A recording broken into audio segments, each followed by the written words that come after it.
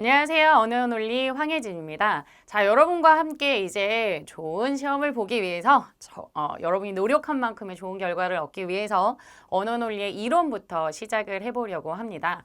이론은 여러분들 물론 기본적으로 암기해야 되는 부분들이 많기는 하지만 무조건적인 암기보다는 어떤 식으로 기억을 해두는지 그리고 기억한 걸 문제에서 어떻게 활용하는지를 기억해 두신다면 그리고 그거에 초점을 맞춰서 수업을 들으신다면 이론 공부가 조금은 좀 더 나아지지 않을까 싶습니다.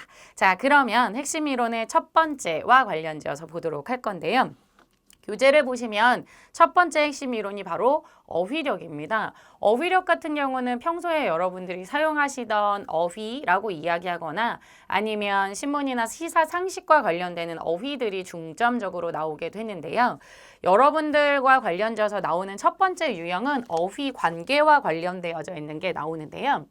어휘 관계 같은 경우는 여러분들이 착각만 하지 않으시면 됩니다.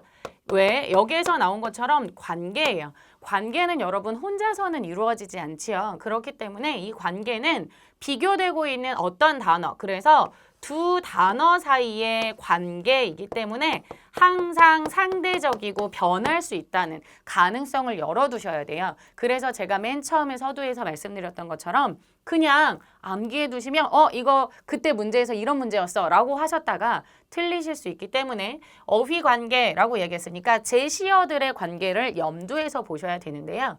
제시어들의 관계와 관련져서가 첫 번째 여러분들한테 주어져 있는 게 바로 유의관계라고 얘기합니다. 유의관계는 말 그대로 의미상의 유사성이 있는 게 바로 유의관계라고 이야기를 해요. 유의관계라고 이야기하는 건 유사성, 유사한 의미를 갖고는 있지만 유사한 의미는 있지만 완전히 동일한 의미는 아니에요.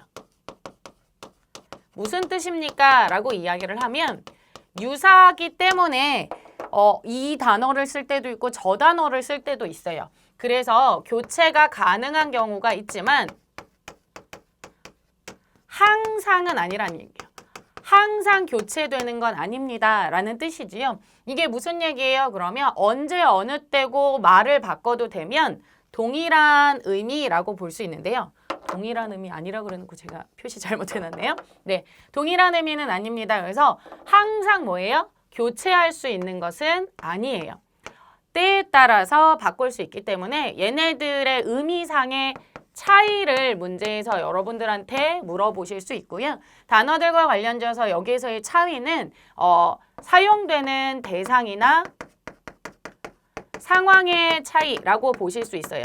예를 들어서 라고 이야기하면 여러분들과 관련돼서 그래서 여러분들 교재에도 뭐 나와요? 상황에 따라 다르게 쓰인다 라고 이야기를 하는데 예를 들어서 여러분 뽑다 라고 이야기하는 경우들이 있죠. 여기 교재에 나와 있는 거 제외하고 뽑다 라고 이야기하는 거나 빼다가 있어요. 그럼 여러분 얘 같은 경우는 교체가 가능하지요. 뭐라고 이야기하면 못이라고 얘기하는 대상에는 두 단어를 다 뭐 하실 수 있어요? 사용할 수 있어요. 그렇죠? 못을 뽑다나 못을 빼다라고 이야기하는 것들을 가능하지요. 하지만 우리의 손 있죠. 그렇죠? 손을 이라고 이야기하는 경우는 손을 뽑다. 공포되는 거죠. 그렇죠? 이거 갑자기 그치 느와르 장르 되는 거예요. 손은 뽑다가 아니라 뭐에 빼다만 가능하겠지요. 그래서 얘 같은 경우는 의미상의 차이들을 이해할 수 있는가라고 얘기하는 게 유의관계의 포인트라고 얘기하는 것들을 보실 수 있어요. 되셨나요? 그 다음에 두 번째라고 나와져 있는 게 여러분들한테 반의관계라고 이야기하게 되는데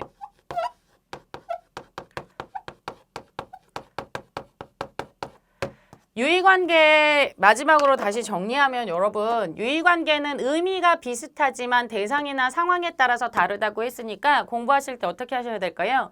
공부하실 때는 문제를 푸실 때 얘네들의 차이점에 초점을 맞추셔서 보실 수 있으셔야 돼요. 그래서 기필코 반드시 틀림없이 라고 이야기하는 단정적인 의미들이 보여져 있기는 하지만 기필코 해내고야 말 것이야 라고 이야기를 하지요.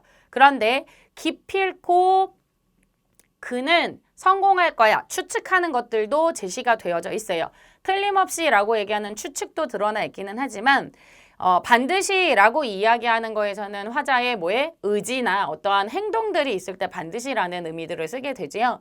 기필코나 반드시 틀림없이는 추측과 관련되어서 미래에 대한 확신이 드러나 있기는 하지만 의지적인 측면에서의 차이들이 드러나 있어서 사전 문제를 푸시다가 얘네들 비슷한데 무슨 차이가 있지를 한 번씩 찾아보시면 도움이 되고요.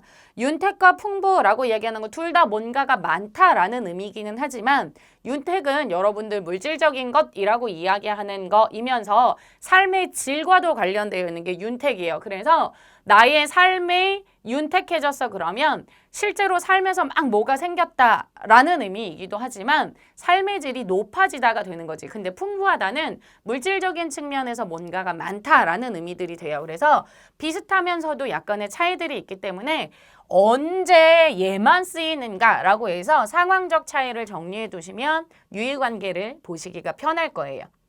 되셨나요? 그럼 반의관계는요? 라고 이야기를 하면 반의관계 같은 경우는 여러분들 반대말이라고 생각할 수 있는데요. 반의관계의 가장 중요한 건 뭐가 되냐면 나머지 요소는 다 같아요. 나머지 요소는 공통이에요. 다 같은데 얘한테 중요한 건 뭐예요? 그러면 단 하나만 차이가 있을 때, 대비가 될 때 여기에서 반의관계는요. 딱 하나의 차이만 뭐가 돼요? 반의관계라고 이야기하실 수 있어요. 단 하나의 차이이기 때문에 여러분들이 이게 반의관계냐 반의관계가 아니냐라는 문제는 어떻게 알아요? 라고 이야기하면 둘 이상의 차이가 있으면 걔네들은 우리 반의관계라고 이야기할 수 없습니다. 라고 이야기해요. 이게 무슨 소리예요? 라고 이야기를 하게 되면 의미상의 반대라고 이야기하는 것들이 존재하기는 하지만 여러분들 이 반의관계와 관련지어서 기억해 두셔야 되는 거는 아까 이야기했었던 것처럼 소녀의 반대는 소년이지요. 왜요? 라고 이야기를 하면 소년과 소녀는 사람이에요. 그리고 나이가 어리고 미혼이고 이런 거지요. 그런데 차이가 뭐가 돼요? 라고 이야기하면 성별 하나만 차이가 돼요. 그에 비해서 라고 이야기를 하게 되면 할아버지와 소녀 같은 경우는요. 성별도 대조되고 나이도 대조되지요. 두 가지 이상이 대조되기 때문에 할아버지와 소녀는 반의관계라고 할 수 없습니다. 되셨어요? 그래서 반의관계는 딱 하나만 뭐 할 때 차이가 될 때를 반의관계라고 한다는 걸 기억해 두실 수 있으시면 돼요. 반의관계에 대해서 조금 혹시 헷갈릴까 봐 여러분들한테 보여준다면 교재에는 나와 있지 않지만 우리 반의관계 같은 경우는 종류가 세 가지로 나눌 수 있어요. 하나라고 이야기하는 건 상보반의어 라고 이야기를 해요. 상보반의어 라고 이야기하는 거는 모순관계에 놓여져 있는 걸 상보반의어 라고 이야기합니다. 모순관계가 뭐예요? 중간항이 존재하지 않아요. 중간이 없어요. 그래서 상보반의어는 A가 아니면 무조건 뭐예요? B여야 돼요. 누군가가 나 사촌 누나가 사촌 형이 아니면 삼촌이 아기가 생겼대. 그러면 그때 우리가 물어볼 수 있어요. 삼촌 아들이에요? 딸이에요? 라고 물어보죠. 그래서 삼촌이 아들은 아니야 라고 이야기했어요. 아들은 아니야지. 그건 무조건 무슨 뜻이야? 딸이구나 이렇게 되는 거지. 여러분들 뭐가 되는 거예요? 둘 중에 하나만 보여줬어요. 누군가를 만나서 애인 있어요? 없어요? 라고 물어봤을 때 없어요 라고 이야기하는 거는 무슨 뜻이에요? 말 그대로 없다는 거예요. 그치? 있어요. 있지도 없지도 않을 수 있을까요? 그럴 수 없겠죠. 그쵸? 정답 여러분들은 다 이 수업을 듣는 여러분들은 다 시험 잘 봐서 여러분이 원하는 목적을 이루실 거라고 생각하는데요. 그리고 기원하고요. 여러분들한테 그 기원 붙었어 안 붙었어 이렇게 물어보죠. 그쵸? 그러면 붙었어 라고 이야기를 했을 때는 무조건 뭐가 되는 거야? 답은 떨어지지 않았다. 합격과 불합격도 중간항이 존재하지 않습니다. 두 번째 등급반이요 혹은 정도반이요 라고 이야기하는데요. 세 번째라고 이야기하는 거에 방향반이어가 있어요. 얘네 둘은요 중간항이 존재할 수 있어요. 무슨 얘기예요? 라고 얘기하면 중간항에 존재한다는 건 나대이가 꼭 뭐야? B는 아니란 뜻이에요. 등급반이요 라고 이야기하는 건 정도야. 검따와 희다라고 이야기하는 거는 하얗 검지 않아. 그럼 무조건 하얗다는 뜻이에요? 그렇지 않지요. 그렇죠? 얘는 정도야, 정도. 어느 정도의 무엇의 기준, 얘를 기준으로 혹은 어떤 단어를 바탕으로 뭐해? 등급이 좀 더 세분화될 수 있을 때 우리는 걔네들을 등급반이여 라고 이야기를 한다면 방향반이여 라고 이야기하는 건 뭐가 되냐면 둘 중에 하나를 기준으로 뭐가 돼요? 상대성이 결정될 때를 이야기하게 돼요. 그래서 얘는 한 단어를 뭐해? 어떤 어휘가 한 어휘의 뭐해? 기준을 봤을 때의 반대라고 이야기를 하지요. 무슨 뜻이에요? 가장 대표적인 게 여러분들 뭐가 됩니까? 라고 얘기하면 나에게 엄마라고 하는 존재의 반대. 엄마 말고는 뭐가 있지요? 아빠라고 얘기했어. 그런데 여러분 모든 사람은 엄마 아니면 아빠일까요? 그렇지 않지. 그치? 삼촌과 누가 있을 수도 있어요. 조카가 있을 수도 있어요. 그치요? 삼촌, 조카는 삼촌을 기준으로 조카가 생기는 거고 조카를 기준으로 삼촌이라고 불리는 거예요. 그치요? 그렇기 때문에 한 어휘를 기준으로 상대방의 단어들이 만들어질 때 우리는 얘네들을 반의관계라고 이야기하게 됩니다. 되셨어요? 그래서 반의관계의 종류들이 나오는데요. 일반적으로 나오게 되는 가장 쉬운 문제는 이 어휘가 어떤 관계를 갖고 있느냐, 어떤 의미를 갖고 있느냐, 의미 관계이냐를 물어보는 거니까 어휘 자체, 어휘력들을 좀 평소에 쌓아두시는 게 필요하겠지요. 그 다음 세 번째라고 이야기하는 게 상하관계인데요. 상하관계라고 이야기하는 건 말 그대로 상위어와 하위어의 관계가 있어요. 상위어라고 이야기하는 것이 하위어를 당연히 뭐 하는 거예요? 포함합니다. 상위어가 큰 개념이라면 그 속에 하위어가 포함되어 있어요. 그래서 상위어는 포괄적이고 일반적이고 추상적인 경우들이 많아요. 꽃 같은 경우를 보면 꽃은 감각할 수가 없어요. 그렇죠? 그런데 꽃의 꽃의 하위어인 장미 같은 경우는 뭐 할 수 있어요? 구체적이고 감각적일 수 있어요. 더 세부적이지요. 그렇죠? 훨씬 더 구체적, 다시 얘기하면 개별적이라고 이야기하실 수 있어요.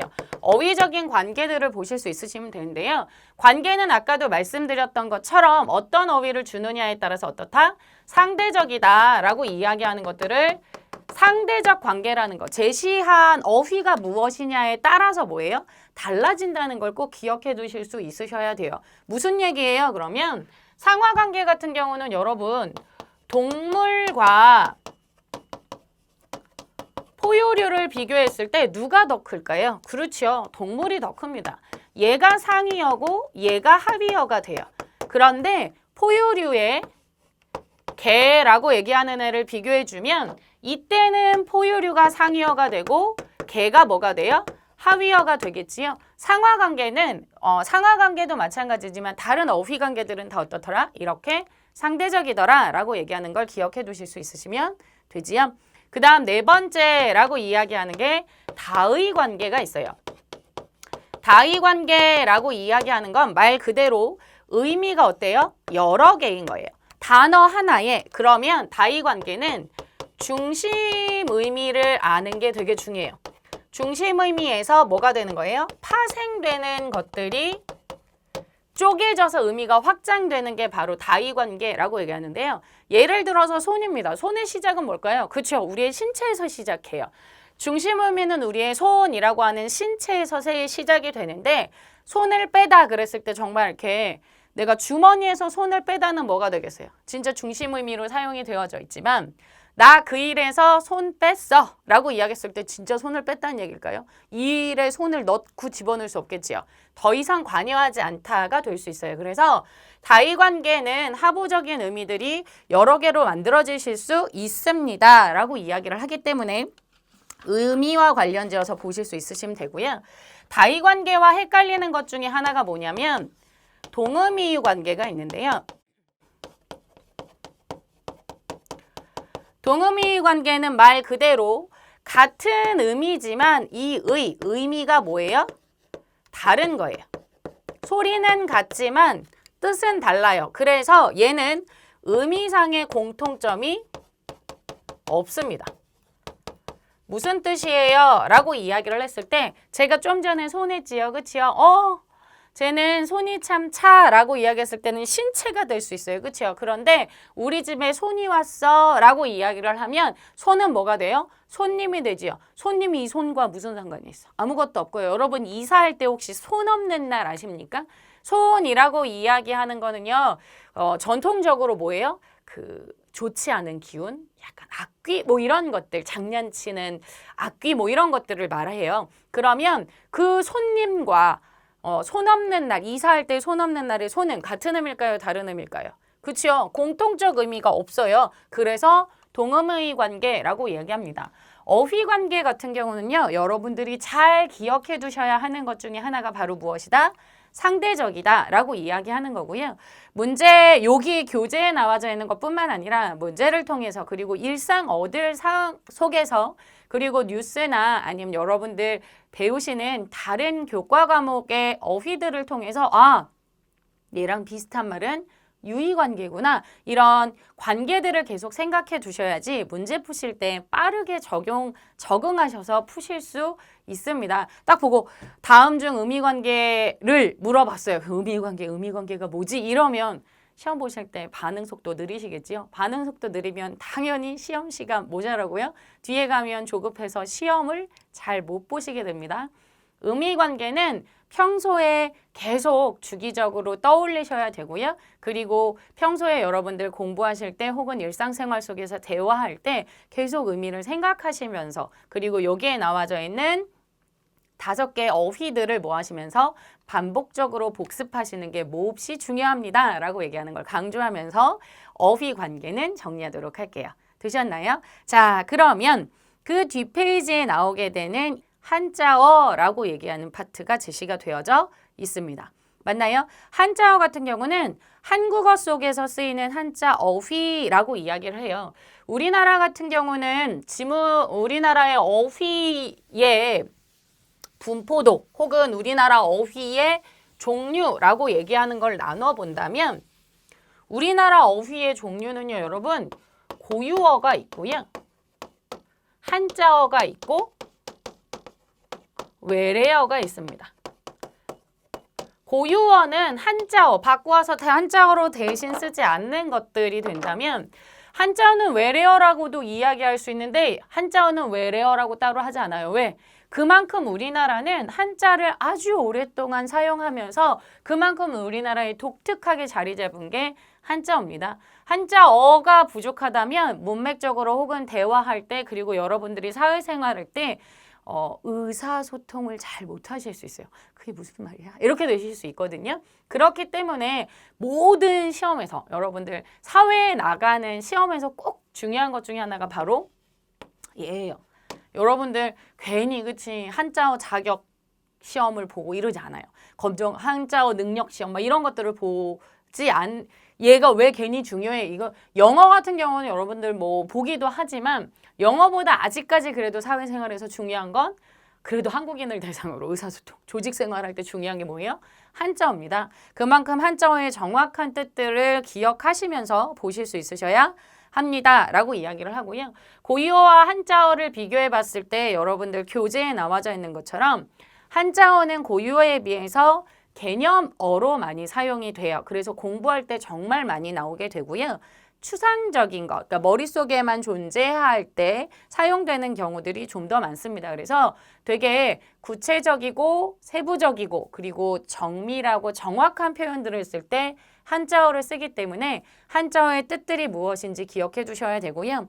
빈출되는 예시들 기억해 두셔야 하는데 빈출 예시뿐만 아니라 마찬가지로 여러분들 뉴스를 보시거나 아니면 여러분들의 시사상식과 관련되는 용어들 정리해 두실 때 한자어들 보실 수 있으셔야 되고요. 문제 풀 때도 역시 마찬가지 어휘 문제가 나오면 정답만 맞히는 게 중요한 게 아니고 모의고사에서 중요한 건 뭐예요?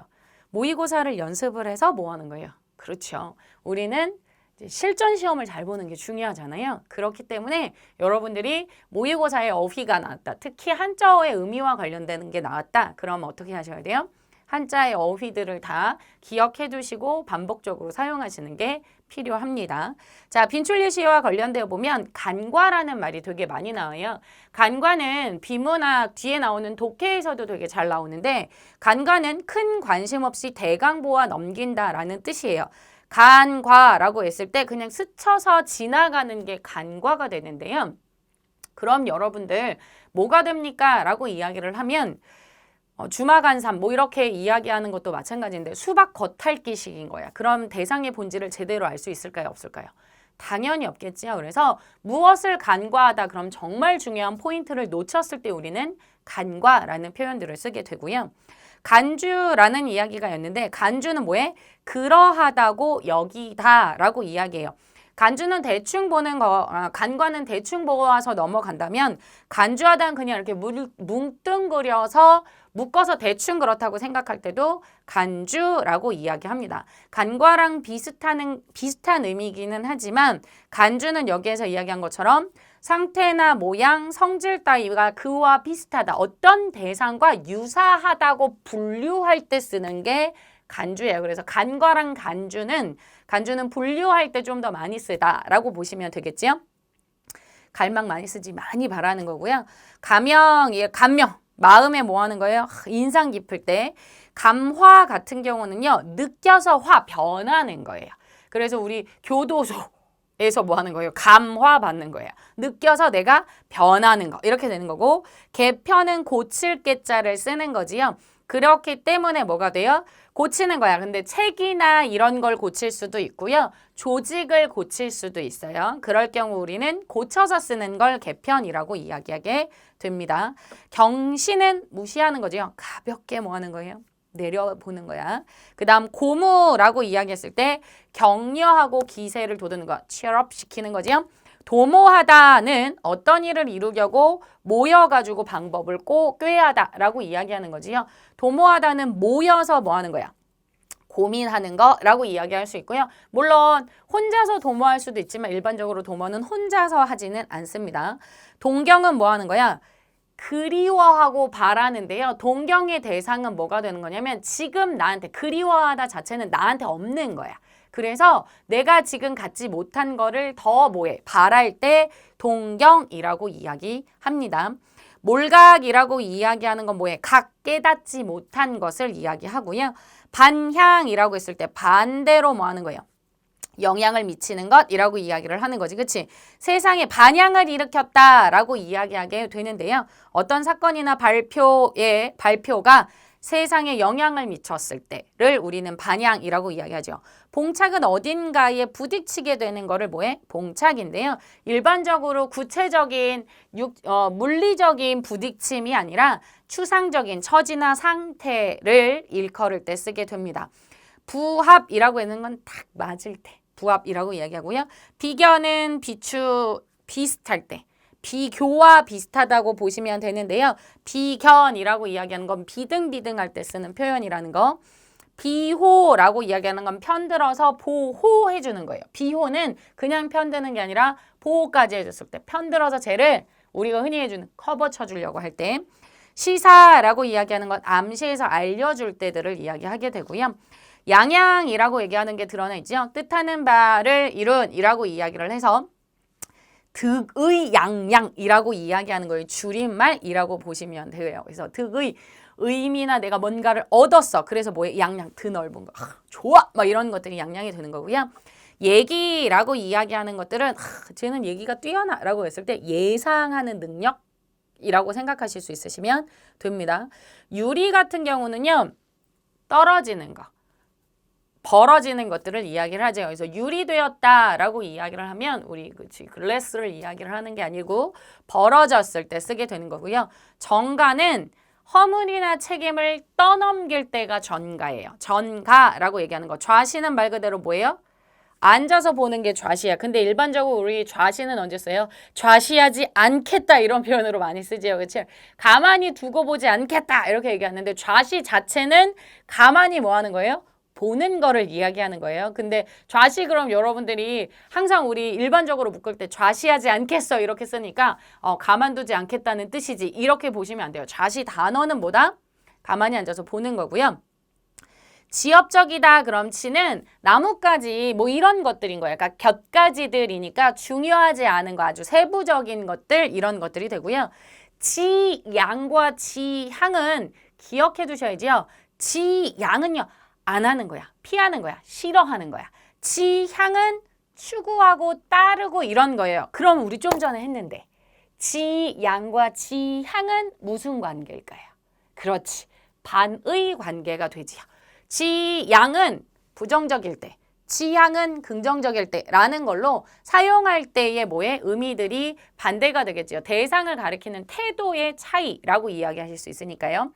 차치하다라는 표현도 많이 쓰지요. 그 문제는 차치하더라도 그러면 차치는 뭐에?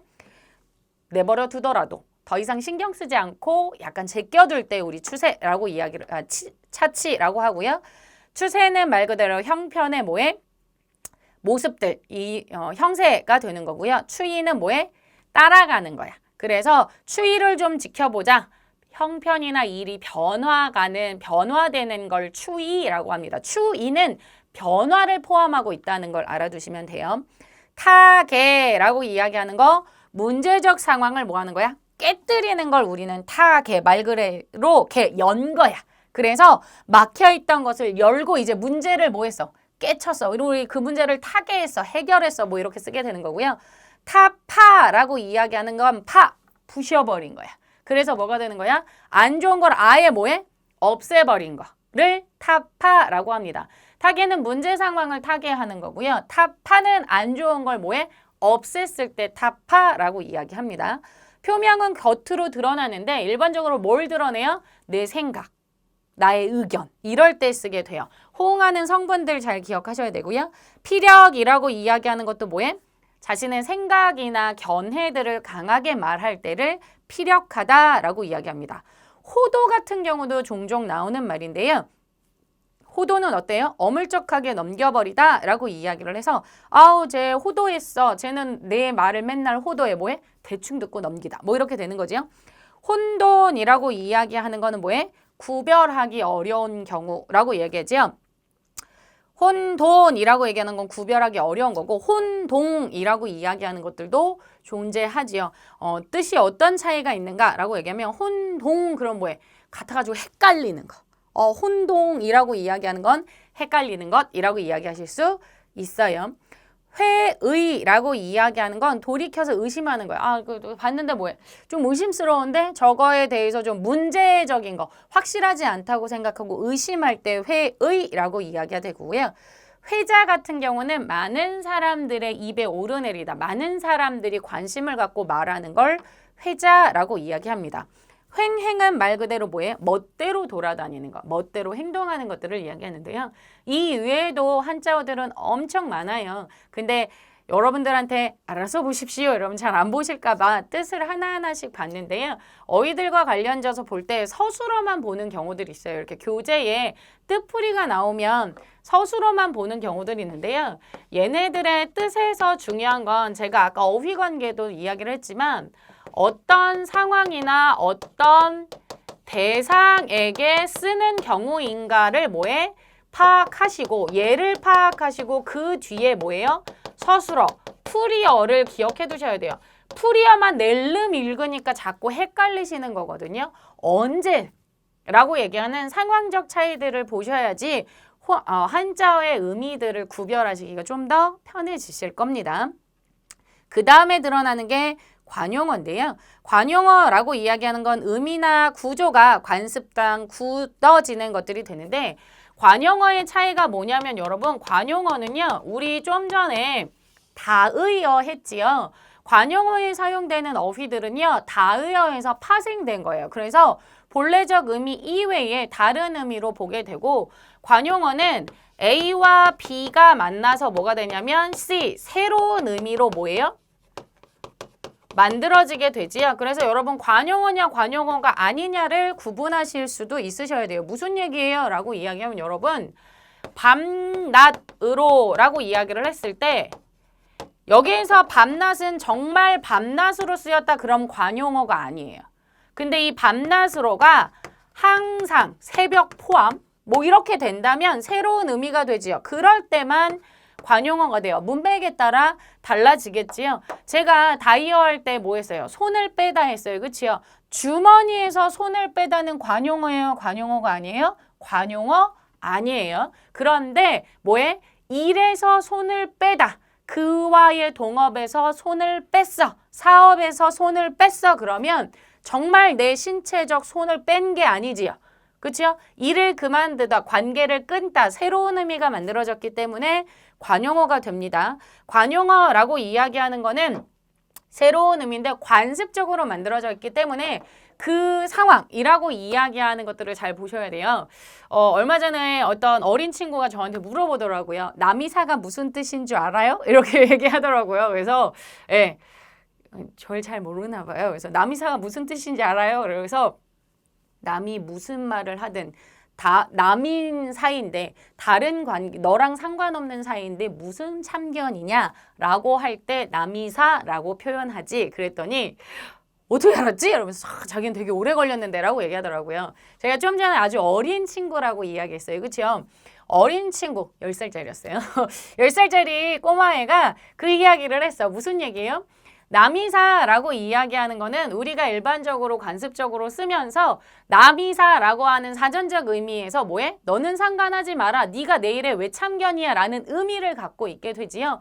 사회적인 관계들 속에서 만들어지는 거예요. 문맥적으로 잘 기억해 두셔야 되고요. 문맥도 잘 읽으셔야 돼요. 왜? 사전적 의미와는 다르기 때문에 라고 이야기할 수 있어요. 무슨 얘기냐면 저는 관용어는 다 읽지 않을게요. 대신에 여러분 관용어랑 관련돼서 뭘 보실 수 있냐면 빈출 예시 부분에 딱 첫 번째를 가지고 지금 이야기한 거 할게요. 관용어에서 주의해야 되는 거 뭐다? 사전적 의미로 그대로 뭐해?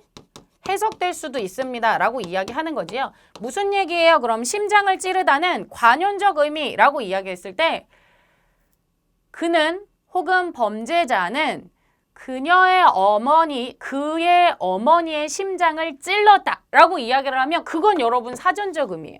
관용적 표현이 아니죠. 그치요? 근데 뭐해? 그의 행동으로 그의 어머니는 심장이 찌르는 것처럼 아팠어. 그랬을 때 정말 심장이 찔린 거야? 아니지요. 내 이 근육으로 되어져 있는 막 펄떡펄떡 뛰고 있는 심장을 정말 칼로 찌르면 사전적 의미야. 그런데 진짜 찌른 게 아니라 뭐가 되는 거야? 핵심을 꿰뚫어 보거나 내 마음이 콕 찔리거나 뭐 이럴 때는 우리는 심장을 찌르다 라고 이야기하게 돼요. 깨가 쏟아지다도 마찬가지죠. 여러분들 내가 부엌에서 깨를 쏟았어. 사전적 의미예요. 근데 뭐해? 어머 저너 둘은 깨가 쏟아지네. 신혼부부는 깨가 쏟아지네. 여러분들 신혼부부가 살림이 어설퍼서 맨날 깨를 쏟고 있을까요? 아니겠죠. 그렇죠? 관용어 같은 경우는 뜻도 중요하지만 실제로 문제에서는 진짜 관용어야 관용어가 아니야 라고 얘기하는 것도 뭐 하셔야 돼요? 구분하셔서 보실 수 있으셔야 합니다. 여러분들 이거 사전적 의미는 이거지만 이거 진짜 중심 의미로 쓰면 이런 의미지만 관용적 의미는 이런 의미구나로 비교하시면서 뒷페이지까지 다 읽으신다면 관용적 의미가 어떤 건지 훨씬 더 잘 기억하실 수 있을 거라고 생각해요.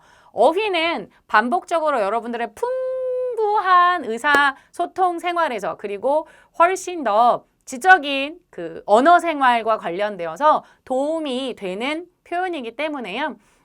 재미없게 그냥 단순함게 하지 말고요. 일상생활 속에서 대화할 때 혹은 문자를 쓰거나 표현을 할 때 사용해 두시면 훨씬 더 익히기 쉬울 거라고 생각합니다. 되셨나요? 자, 1강은요. 워밍업으로 어휘와 관련된 걸 공부했습니다. 2강은 여러분 조금 머리가 아프실 수 있어요. 어법과 관련된 시간인데요. 최대한 여러분들이 어법은 뭐가, 언제, 어떻게 한대 라고 하는 걸로 정리를 한번 해보시고 다음 시간에 저를 만나면 훨씬 더 이 어법 되게 뭐가 많은데 생각보다 많지 않네? 기억할 게 많지 않네? 라고 얘기하는 걸 알 수 있을 거예요. 어법 꼴배기시로 하지 말고요. 어법 생각보다 어렵지 않습니다. 여러분 스스로가 한번 무엇이, 언제, 어떻게 된대, 어떻게 쓴대, 혹은 어떻게 소리난대 라고 하는 걸로 생각을 좀 정리하면서 글들을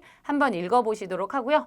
읽었는데도 무슨 말인지 모르겠어요. 괜찮습니다. 제가 정리해드리겠습니다. 그러니까요. 다음 시간은 너무 싫어 이 마음만 아니고 이번에 어법 정리할 거야 라는 마음으로 다시 만나도록 할게요. 오늘 여기까지 하겠습니다. 수고 많이 하셨어요.